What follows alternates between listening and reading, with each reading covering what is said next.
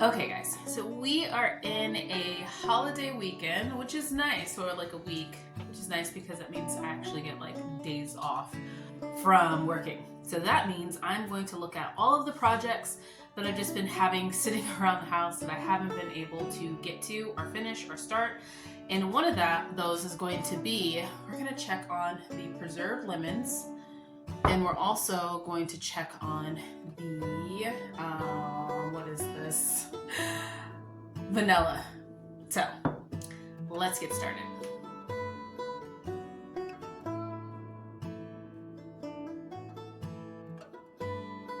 Hi everyone, welcome back to my channel. I'm Shamira Benson, one part of Team Benson, and today we are going to do the fun task of checking on these preserved lemons. A lot of people have asked me how it's been going, are they preserved? If you guys remember, if you haven't watched the video, we preserved these lemons in salt. And preserved lemons are something that we use a lot of. Well, I use a lot of in my cooking. So it was quite scary to me when I opened up my fridge and realized that I had only had one jar of preserved lemons left. And this is said jar in question. So when it comes to me using preserved lemons for my cooking, I don't use them when they're like this. I use them when they're like this. And you guys see that deep coloring on that compared to that? So these have been preserving for a couple of months. These have been preserved for a couple of years. I want to say I made these ones in 2021 when I made this batch. So that means if I only have one jar left and I like the flavor when they're preserved for a couple of years, that means I gotta really kind of go light on this jar. Now, after about a full year, I can use it then and it'll be fine, but the flavor when it's like 2+ years, amazing. So we are going to see what these look like. I'm going to open them up so you guys can see. I'm going to open this one up so you guys can see the difference and kind of like how it looks as it ages. And then yeah, we'll go from there, because we also have some more lemons that I want to get preserved because I only have 2 jars of these guys. So that scares me because I love preserved lemons. They're amazing. You should cook with them. Okay guys, so one of the ways that I know that the preserved lemons are ready to go is because this has now like sunken down in. So it was popped up when we at first started because there was so much fermenting going on that there was just so many bubbles going on, but now it's kind of stopped. So I don't like to leave it in the metal lids just because it'll start to rust with all of the salt. And see, this one is even getting like a little bit of like mold or something. So I'm gonna grab something to wipe this up.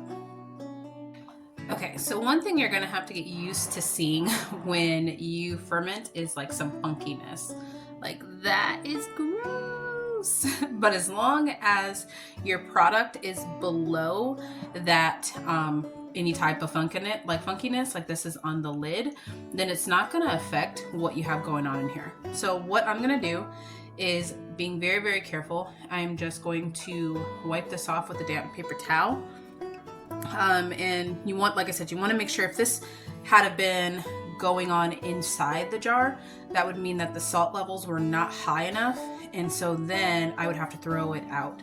But since it's below the jar, or below like that line, I'm just gonna go ahead and just wipe this up and clean up my jar.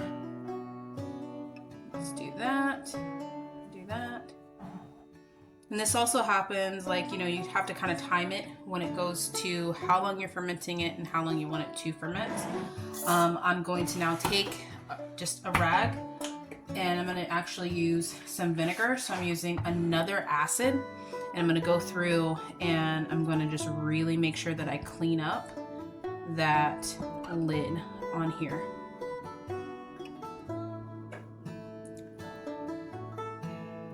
That way I now have a nice clean surface before changing out the lid, and I can get any type of like bacteria or like fungus or anything growing like that off of it. And your vinegar is gonna really make sure that that's clean. So now I'm gonna go ahead and I have clean hands. I'm going to grab this puck out of here. See, there is a lime this hand isn't as clean, so I'm gonna go grab a fork so that then I can get that lime off. Okay, we're back. So just gonna grab that little guy, get him off, and put that back in. And then you just wanna make sure that your product, put it right here, make sure that your product is underneath all of the brine. Now this smells absolutely amazing, guys. Like the smell on this is, oh my goodness. Oh my goodness, it smells so good. It's like a salty lime. It smells like a really good lemonade, but I know it's not sweet. So then I'm just gonna take a clean lid like this, and I'm gonna stick it on top, and I am going to put it in the fridge. This will stop any type of like fermenting. It'll slow down the fermenting, but it'll stop for any type of growth or anything like that, because this is occurring because there's air. So get rid of this. We're gonna wash up our puck because we're gonna use it for something, or the next one. And then yeah, and as you can see, our puck doesn't have any of that growth on it, and that is because this was sitting in the salt solution. So guys, one of my cooking styles is very, very Middle Eastern. This is a very like Moroccan thing to have like in your house. And so a lot of the dishes that I cook, they need that intense flavor, that intense like preserved flavor of your lemon. It gives your dish a flavor and a taste that is just unmatched. And also this is one of the healthiest things you can have because it's preserved. So, or it's fermented, and then it's just citrus. Like it's like a good citrus that is fermented. So having these things in my pantry are really, really important. Now, making them is a whole another situation, because just going to the grocery store and buying this one jar would be like probably like $25, $30, like something this big, if I were to buy preserved lemons, and it cost me pennies really to make, because this whole bag of lemons right here was only $4, and I could make several jars with this, at least like 3 jars with this. And salt's pretty cheap because it's just sea salt. But getting used to seeing things like this and not thinking that I'm gonna kill my entire family, that was a switch. That was a mind switch to say like, okay, because when we are fermenting, or when we buy fermented things, we only see the final product. It's like the same thing if you were to see like how like blue cheese was made. Oh my God. Like you would be like, what the heck is that? So yeah, it's really, really gross process sometimes to make these things, but this is how things have been made for centuries. And this is how we've been able to make sure our families are healthy. You know, keeping that vitamin C is so important in your body. So making sure that you have things like this that you're cooking with, and you're cooking with your medicine. I always say, let your food be your medicine. That's really important. But to get those things, you have to make them. So which means you have to see the gross process. Okay, let's see what's behind jar number 2. Yeah, these lids really get a little rusty when it comes to salt ferments. Ooh, that one's not as bad. Still pretty gross, but not as bad. So we're gonna go ahead and we're just going to clean this one up.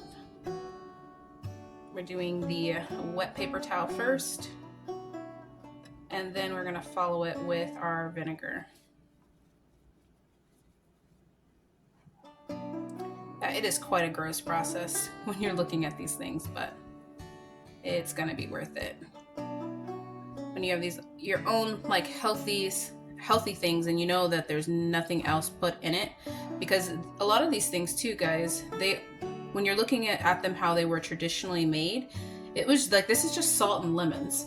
But you can go to like a grocery store and you'll see salt, lemons, and then a bunch of other preservatives, and it's like, why do you need those other preservatives when it's already preserved with the salt and lemon? Like, it didn't need anything additional to it. Just dropped the other lid on the floor, so I want to make sure that I'm keeping everything really sterile. So I'm going to grab another lid out of my cabinet once I get this one all cleaned up. And I'm really making sure that I'm getting like all of the edges and all of the salt off of the edges, because it bubbling up and stuff like that, that was dipped in that. So let me go grab another one.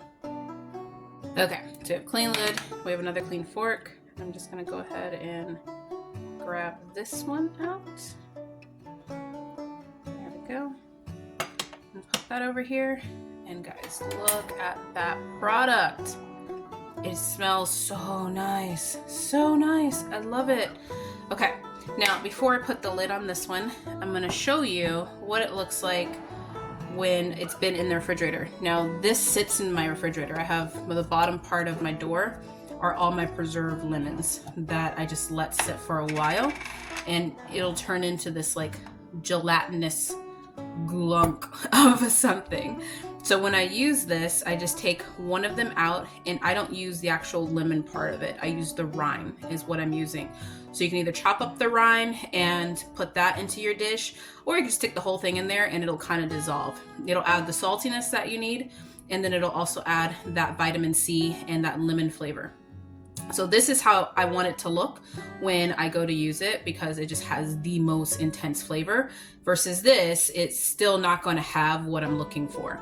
And I want all of those juices to really, really get in there and make it to where the rind is really soft, to where then it just breaks down. So, okay, we're going to add the lids back to these. Okay, so I've made preserved lemons for you guys a lot, so I won't make another video about that, but I do want to point out that I'm going to be preserving these ones coming up right now, so I need to clean up the puck and the little top part too, like the airlock situation. So I use iodine. Iodine basically kills any type of fungus, bacteria, or anything like that. So whenever I'm fermenting, I want it to have the cleanest thing possible that I'm going to be using when it comes to like the products that I'm the things that I'm going to use to ferment with. So I feel like that usually I do have some type of gunk, but not as much as that. Like that seems like a lot of gunk. So I want to make sure that I'm using my iodine, and normally I don't have that much because I have the iodine that I use to clean that surface with. So I'm just going to, once I rinse those off, I'm gonna let them soak in some water, soap, and vinegar. So just some vinegar and then a dash of this. Iodine is one of those things that it's a sterilizer that you only need like a tad. And like, so like 1 or 2 drops in the water will sterilize anything that you drop into it. So that's one of the things that I can give you guys as a tip. Okay guys, so the next thing we're gonna do is look at these vanillas. Now I'm gonna do the next video, so the one for tomorrow, where I'm going to decide if I want to refill my vanilla, which I think it's getting to the point to where it's a little low, so I do. And this one has the coloring that I'm looking for. So this one is from 2002, or 2000, yeah, no, 2000. And then this one is from 2002. So, and as you can see, this one's still light. I think I need some more beans to go into this one. So I think I want to try like making like a bean paste or something like that with these soaked beans. So we'll decide that tomorrow.